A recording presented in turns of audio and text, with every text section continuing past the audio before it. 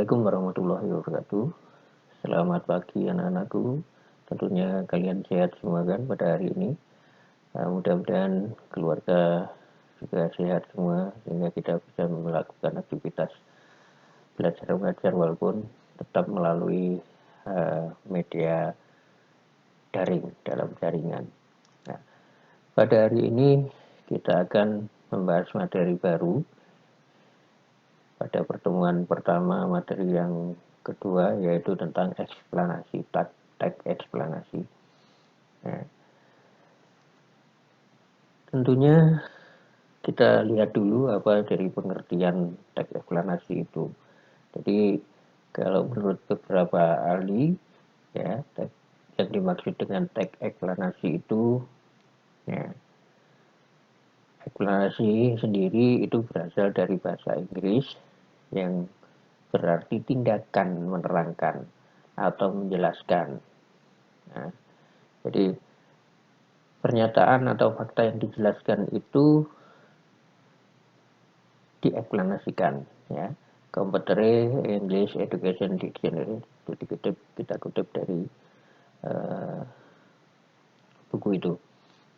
Pengertian yang kedua, teks eksplanasi adalah sebuah teks yang berisi tentang proses-proses yang berhubungan dengan fenomena-fenomena alam, fenomena sosial, pengetahuan, budaya, dan lain-lain.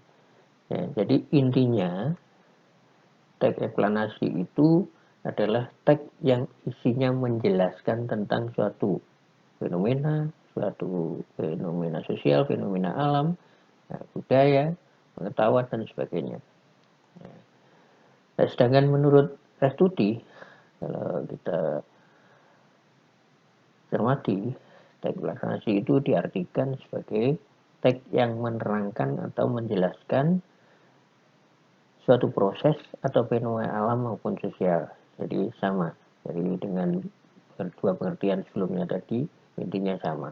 Sedangkan menurut Maxum, ya, teks yang disusun dari bagian-bagian yang terdiri dari adanya pernyataan umum, kemudian dilanjutkan dengan penjelasan, dan ditutup dengan interpretasi. Jadi seperti yang Pak Agus bilang sebelumnya, apapun bentuk teks, apapun bentuk wacana, itu selalu terdiri dari tiga hal.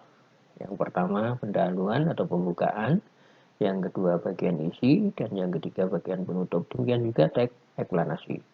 Ya.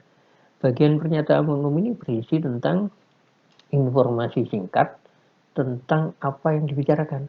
Jadi gambaran umum secara singkat. Ya. Itu.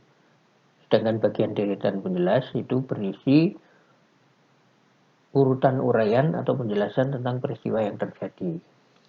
Ya. Sementara di bagian interpretasi itu berisi pendapat singkat penulis. Jadi di situ bedanya dengan teks prosedur. Kalau di sini di dalam eksplanasi itu penulis berpendapat di situ. Ya, itu. Nah, tujuan teks eksplanasi sendiri apa? Ya, kalau kita lihat dari pengertiannya tadi, maka tujuan teks eksplanasi itu adalah untuk menjelaskan proses terciptanya sesuatu yang terjadi secara alamiah, ya, atau proses bekerjanya sebuah fenomena alam maupun fenomena sosial. Ya, itu. Jadi intinya untuk menjelaskan tentang sesuatu. Sesuatu itu bisa berupa proses terciptanya alam, proses terciptanya berlangsungnya sebuah fenomena alam maupun fenomena sosial. Nah, kalau kita lihat strukturnya, ya, tadi sudah kita singgung di dalam pengertian Maxum tadi. Ya, teks eksplanasi ini memiliki struktur yang terdiri dari yang pertama ada pernyataan umum. Ya, di dalam pernyataan umum itu berisi tentang fenomena yang akan dibahas. Ya, bisa berupa perkenalan fenomena, bisa berupa penjelasan tentang fenomena, penjelasan umum, dan ditulis dalam teks berupa gambaran secara umum tentang apa, mengapa, bagaimana sebuah peristiwa alam itu bisa terjadi. Ya. Jadi apa peristiwanya? Mengapa bisa terjadi? Bagaimana prosesnya? Nah, itu yang dijelaskan di dalam pernyataan umum. Ya, di bagian kedua ada deretan penjelas bagian isi. Ya, di dalam bagian isi ini ya, lebih menjelaskan pada proses mengapa fenomena tersebut bisa terjadi atau tercipta dan bisa terdiri lebih dari satu paragraf. Ya. Nah, deretan penjelas ini mendeskripsikan atau merinci penyebab dan akibat dari sebuah fenomena itu. Kalau tentang bencana alam ya akibat dari bencana alam itu penyebabnya apa, akibatnya apa, nah itu dirinci di dalam penjelasan ini. Nah, bagian yang ketiga ini sifatnya opsional, boleh ada, boleh tidak, ya pilihan, ya bukan suatu keharusan. Ya. Di dalam teks penutup ini berisi tentang intisari atau kesimpulan dari pernyataan umum dan deretan penjelas. Ya. Nah, opsionalnya dapat berupa tanggapan maupun pengambilan kesimpulan atas pernyataan yang ada dalam teks tersebut. Ya, ini menurut maksud. Ya, itu. Nah, ada ada tiga hal tadi. Ya. Sedangkan skema eksplanasinya, skematik eksplanasinya, nah yang pertama itu pernyataan umum itu ya berisi statement umum tentang suatu topik. Ya, tentu saja topik ini akan dijelaskan bagaimana proses keberadaannya, bagaimana proses terjadinya, bagaimana proses terbentuknya, dan sebagainya. Ya, yang perlu harus diingat adalah bahwa di dalam general statement ini, pernyataan umum ini harus bersifat ringkas, menarik, dan jelas. Mengapa?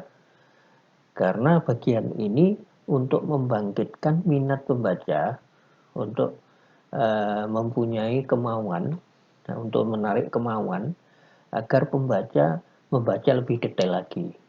Nah, sehingga ada rasa penasaran di situ. Ya, jadi untuk membangkitkan rasa penasaran pembaca, sehingga pembaca tertarik untuk membaca lebih jauh. Nah, ini dari tujuan general statement itu. Ya, itu. Nah, yang kedua, bagian yang kedua yaitu penanda eksplanasi, ya, atau sequence of explanation. Nah, bagian ini berisi detail tentang proses keberadaan suatu hal, proses terjadinya sesuatu. Ya, tentu saja ini sangat relatif. Bagaimana untuk menjawab pernyataan how, ya. Pernyataan how bagaimana itu jawabnya sangat relatif antara orang satu dengan orang yang lain, antara penulis yang satu dengan penulis yang lain, ini sangat berbeda-beda. Itu yang dikatakan relatif. Ya. Tentu saja pernyataan itu bisa juga berupa deklaratif, ya, atau kalimat deklaratif. Ya. Nah, penggunaan sequence marker, ya, atau penanda urutan ini sangat dimungkinkan. Mengapa? Karena proses perlu dijelaskan bertahap. Ya, pertama, kedua, ketiga, dan sebagainya. Nah, lalu apa bedanya dengan teks prosedur itu? Nah, teks prosedur itu petunjuk. Nah, petunjuk. Sedangkan di dalam eksplanasi ini menjelaskan. Tujuannya adalah menjelaskan. Kalau dalam prosedur itu memberikan petunjuk. Bagaimana penggunaan sesuatu, bagaimana menghadapi sesuatu. Nah, kalau di dalam deklarasi itu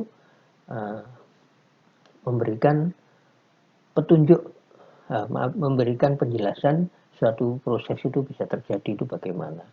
Nah, itu. Nah, jadi Ada juga pernyataan bertahap di dalam teks prosedur.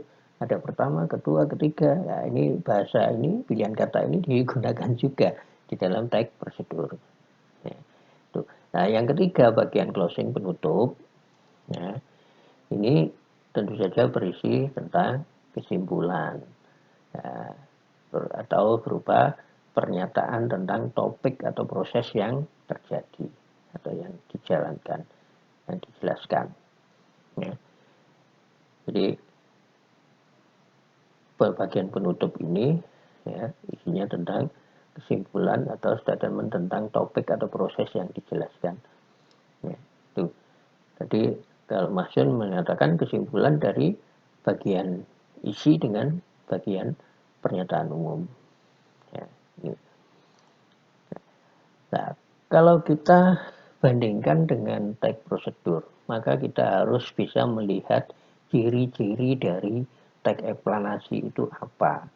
Nah, kurang lebih dapat kita lihat ada 3 ciri di dalam teks eksplanasi ini yang membedakan dengan teks prosedur. Yang pertama, di dalam teks eksplanasi ini, ya, strukturnya terdiri dari pernyataan umum, urutan sebab akibat dan interpretasi.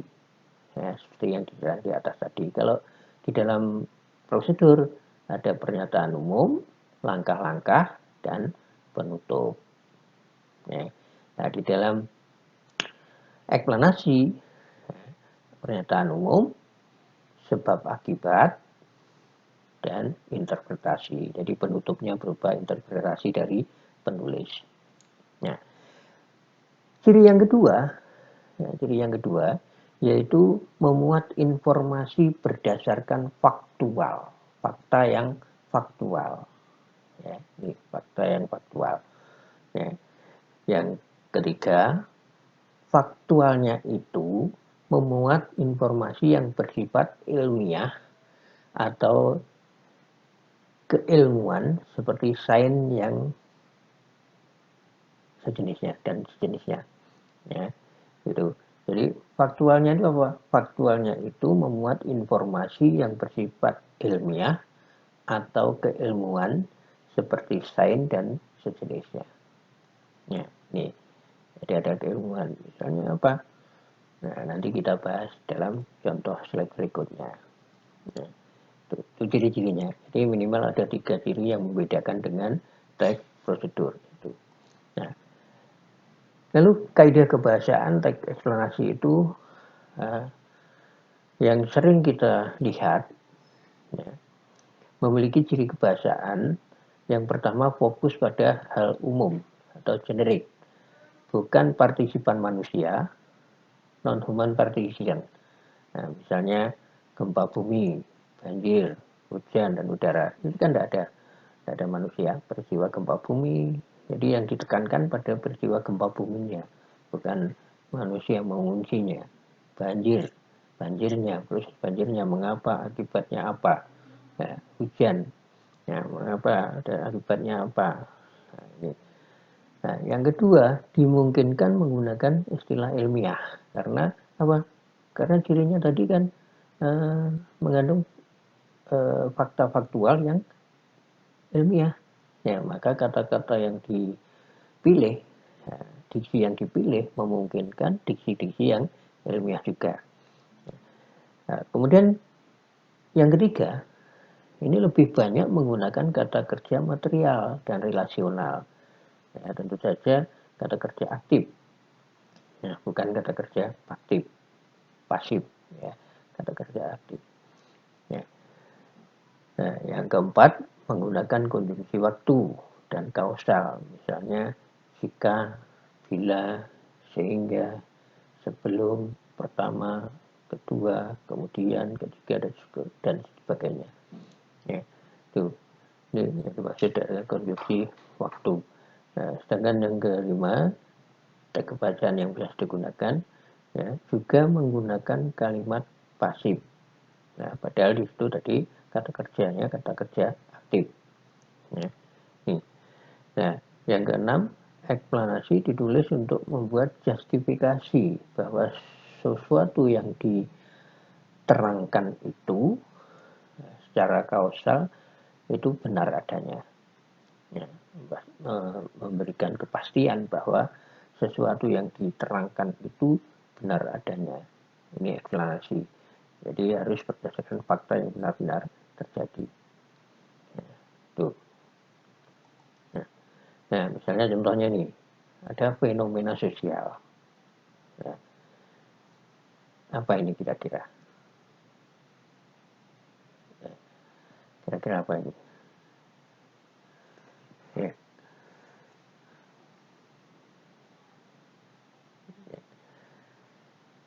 fenomena sosial. Ya, nih. Nah, gambar tadi ya berupa fenomena sosial tentang pengamen jalanan. Ya. Kalau kita buat menjadi eksplanasi, ya bagian pernyataan umumnya mungkin bunyinya seperti ini. Semakin menjamurnya pengamen jalanan saat ini, terutama di kota-kota besar, seolah menimbulkan masalah tersendiri. Ada yang menanggapinya secara positif, namun lebih banyak lagi yang menanggapinya secara negatif. Pengamen jalanan adalah penari, penyanyi, atau pemain musik yang mengadakan pertunjukan di jalanan dengan cara berpindah-pindah dari satu kendaraan ke kendaraan lain.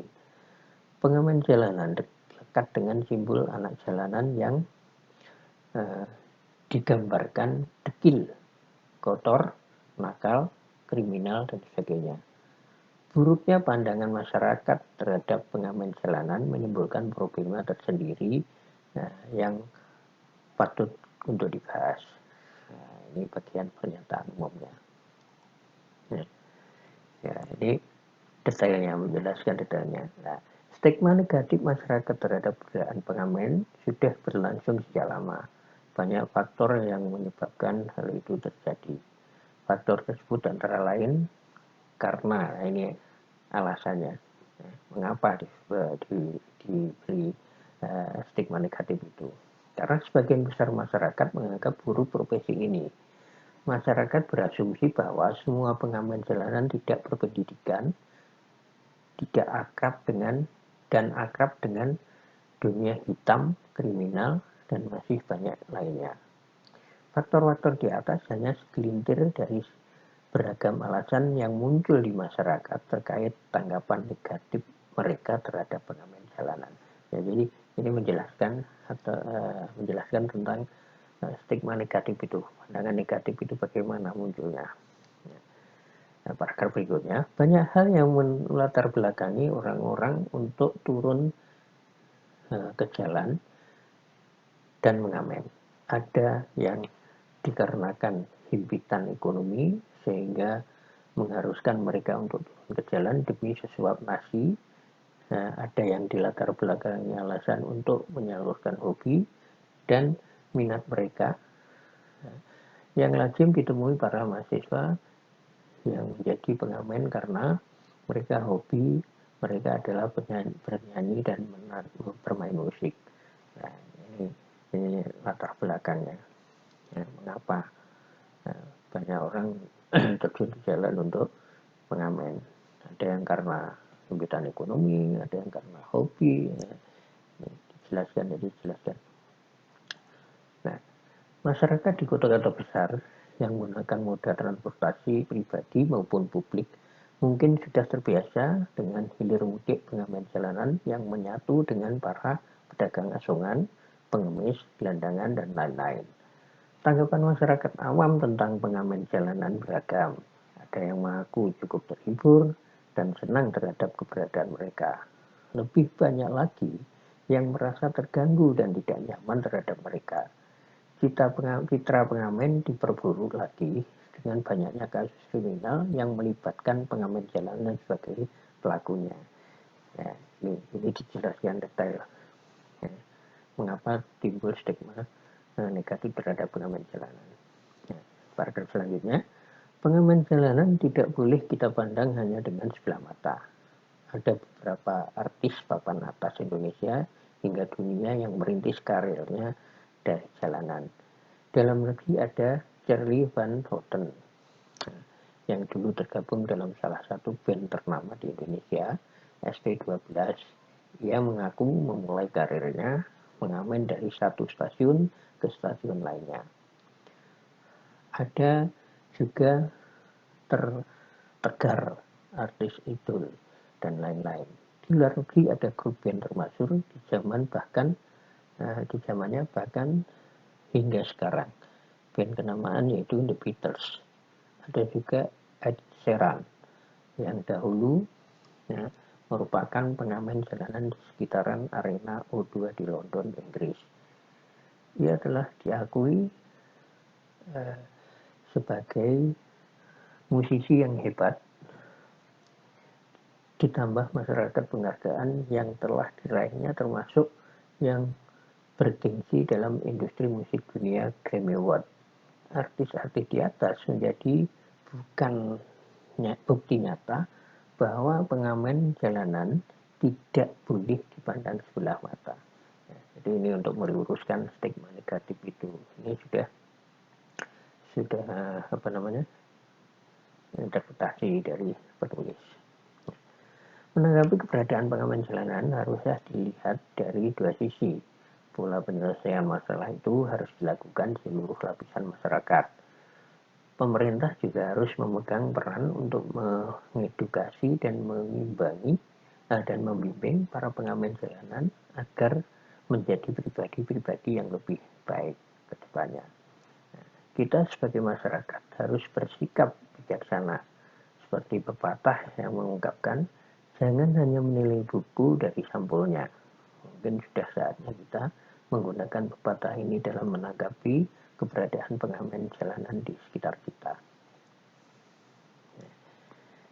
Jadi itu tadi merupakan interpretasi dari penulisnya, jadi pendapat dari penulisnya.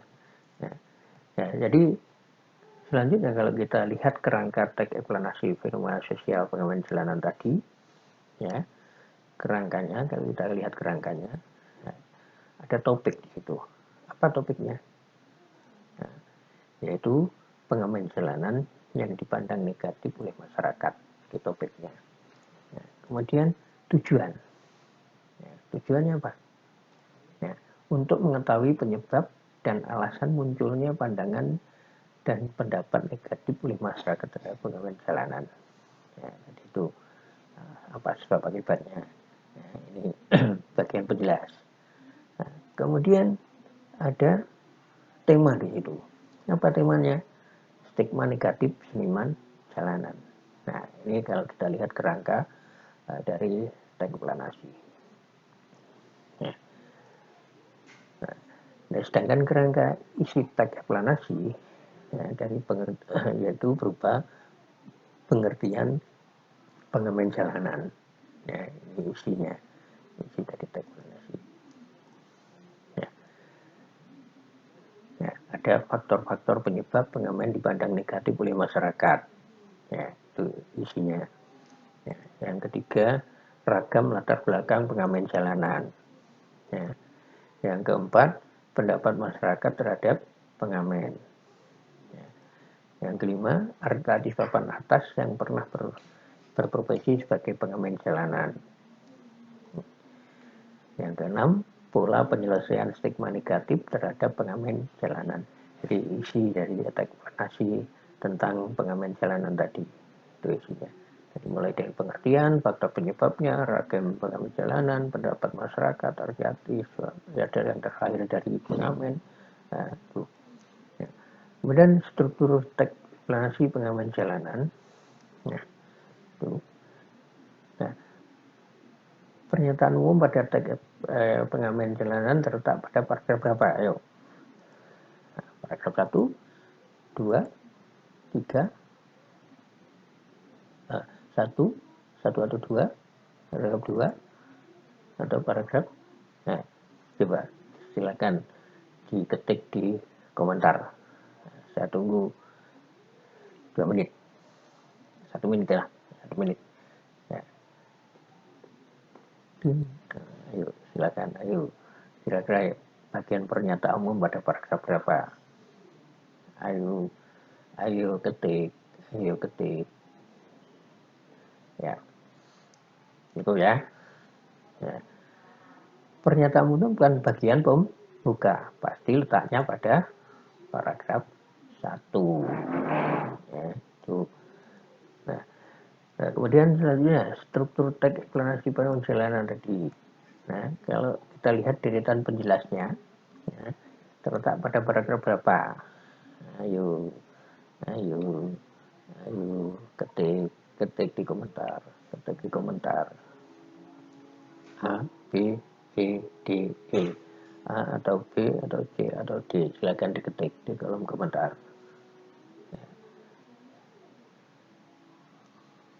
Cukup ya.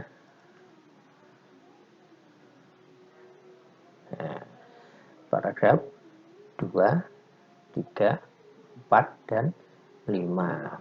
Karena tadi kan ada 6 paragraf. Ya. Sedangkan pada bagian penutup itu tentu pada paragraf ke-6. Nah,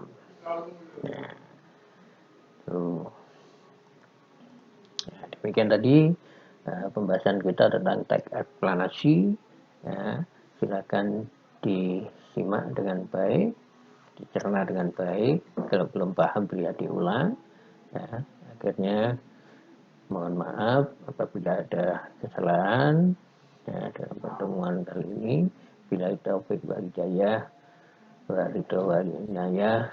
Assalamualaikum warahmatullahi wabarakatuh. Terima kasih. Salam sehat semua.